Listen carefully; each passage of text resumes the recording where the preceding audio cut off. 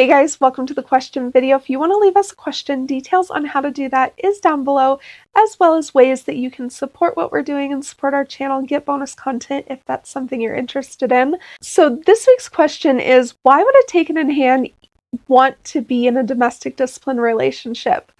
I think sometimes it can be kind of hard if you are kind of just exploring this topic, exploring this idea of domestic discipline, or maybe you're in like the early days of trying to implement this structure into your relationship. It can be really hard to understand, what does the taken in hand get out of this? Because from an outside perspective, the head of household has all the authority. They are the ones that get to set the rules, set the standards, decide what's going to happen and impose the consequences. And it almost makes it look like the taken in hand is quite powerless in the relationship. And that's not quite true. There is an authority structure. There is this hierarchical structure to the relationship. The taken in hand doesn't have authority or power over the head of household, but that doesn't mean that she's voiceless or powerless in the relationship. Head of household still values her, cherishes her, sees her as an important asset to the relationship.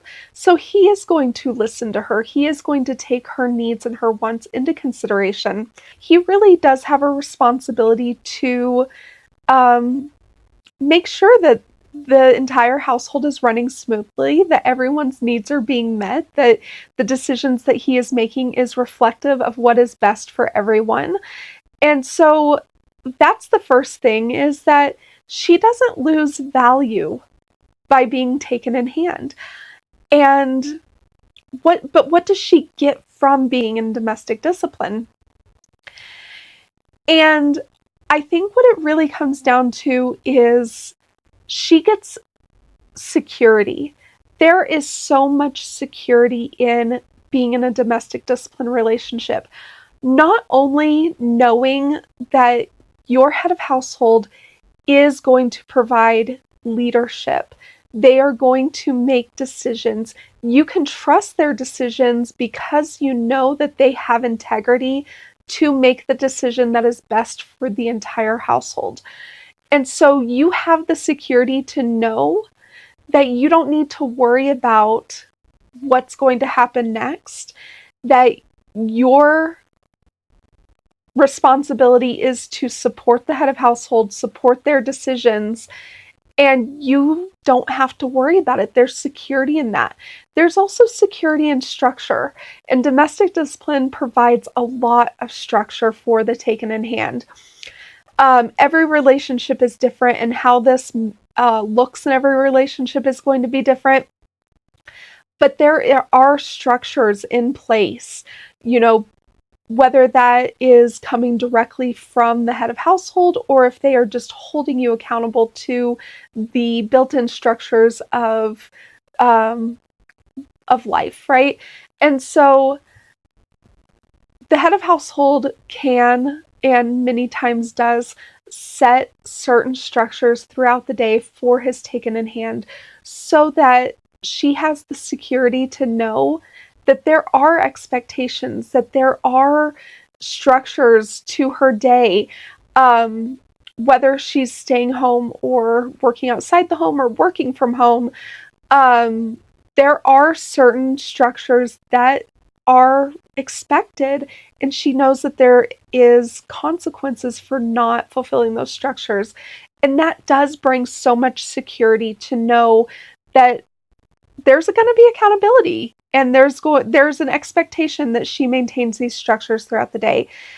We talk a lot about routines, and the reason why routines are so important is because humans by nature are creatures of habit. And when we get into habits and when we get into routines, they can either be detrimental, they can be disruptive routines and habits, or they can be assets. They can be positive routines and habits. And what happens in domestic discipline is the head of household can step in and either affirm the taken in hand in their positive routines and habits, or they can step in and point out where the taken in hand needs to shift from those bad habits and adopt new good habits and good routines. And so having that external guidance does provide security. And once we get into those good habits, once we get into those good routines, it creates a harmonious balance within us that we can then have more security within ourselves and within our situation and within our structure. Also, knowing that there are consequences for our actions provides a sense of security. And so knowing that when I do something wrong, that there will be a consequence for it, not only gives me the motivation to avoid doing the wrong thing, but it also creates a shift in how I approach doing things, how I think about things. So when you're talking about breaking a bad habit, most people tend to focus on the willpower and the self-control that it takes to break a bad habit, especially something that you've done for a long time. And in the beginning, it does. It takes a lot of willpower. It takes a lot of self-control. It takes a lot of effort to break those habits, to adopt new habits, to do different things than what you're used to doing. But over time, you will start to notice a shift to where those new good habits become second nature, to where it's not even a matter of having to war with wanting to do those old bad habits anymore. You start to see a shift in how you approach the situations, how you approach those things. And so that creates a sense of security. It also creates just it creates more integrity within you as a taken in hand to know that you are a person of integrity that can do hard things. You're a person of integrity that can do good things, and that you don't have to default to these bad habits that you've let yourself get into, and that your head of household's not going to let you default into those bad habits, because there will be consequences. And those consequences first serve as motivation to make those changes, but then they just serve as a way to know that those boundaries still exist, because over time you'll see that you're not making those mistakes very much, if at all, anymore. But if you do, you still have that boundary, you still have that consequence in place, because those are still things that are unacceptable. And so having those boundaries is a really good thing, and most taken in hands will tell you that that is one of the major benefits of being in a domestic discipline relationship, is having boundaries and knowing that those consequences are there to reinforce those boundaries. Also knowing that your head of household is invested in your relationship brings so much emotional security to a taken in hand.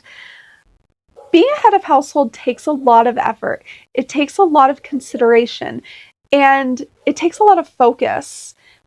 And so when our head of household is doing what they said that they would do in the relationship, when they are offering that oversight, when they are offering those boundaries, when they are guiding us through, when they are meeting our needs and offering those consequences, it is a sign that they are invested in the relationship and that they want what's best for us, that they are not going to accept mediocrity.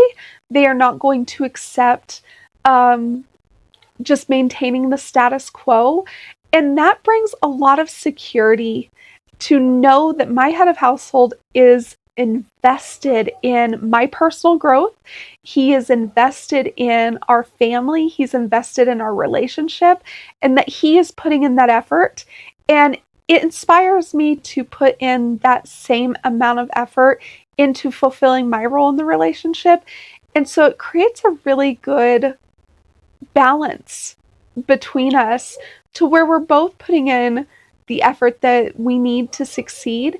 And when our relationship succeeds, when we have that leadership and that submission, and we have that those boundaries and consequences in place, it really does create just a beautiful expression of our relationship and of who we are as a couple and who we are individually.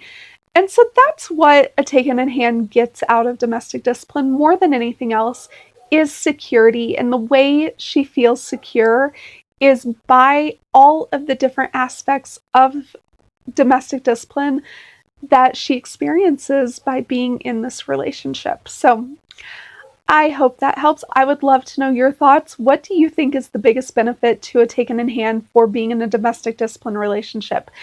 And until next time, we will talk to you later.